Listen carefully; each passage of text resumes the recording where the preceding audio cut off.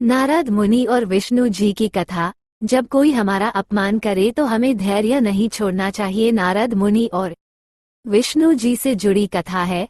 विष्णु जी ने नारद जी का घमंड तोड़ने के लिए अपनी माया से विश्वमोहिनी नाम की राजकुमारी का स्वयंवर आयोजित किया। नारद जी ने विश्वमोहिनी को देखा तो वे उस पर मोहित हो गए और उससे विवाह करने का मन बना लिया।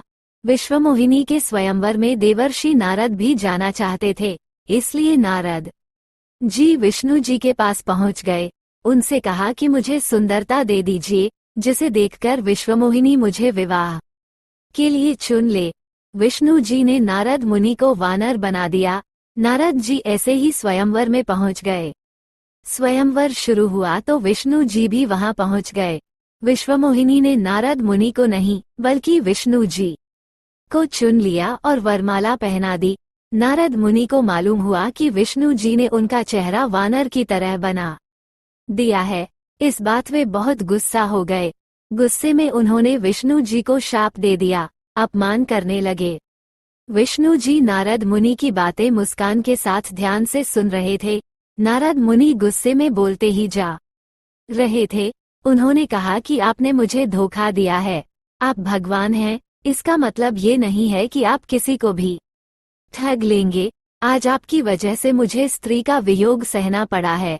मैं आपको शाप देता हूँ कि आपको भी स्त्री वियोग होगा। आपने मुझे बंदर का चेहरा दिया है तो एक दिन आपको बंदरों की मदद लेनी होगी। ये सारी बातें लक्ष्मी जी भी सुन रही थीं।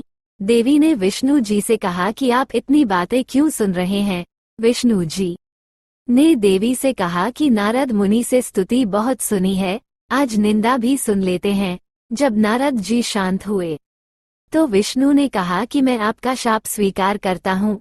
इसके बाद भगवान ने उन्हें समझाया कि आप संत हैं, आपको घमंड हो गया है और आपके जैसे संत के लिए घमंड करना अच्छा नहीं। इस वजह से मैंने आपका घमंड तोड़ने के लिए ही ये पूरी माया रची थी। वह राज्य, राजकुमारी, स्वयंवर सब मेरी माया ही थी। आप जैसे संत के मन में एक राजकुमारी के लिए कामवासना जागना सही नहीं है।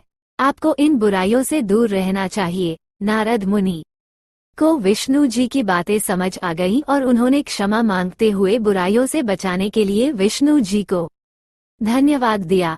प्रसंग की सीख। इस प्रसंग में विष्णु जी ने संदेश दिया है कि जब कोई हमारा अपमान करता है तो हमें धैर्य से काम लेना चाहिए। गुस्से का जवाब गुस्से से देंगे तो बात और ज्यादा बिगड़ सकती है।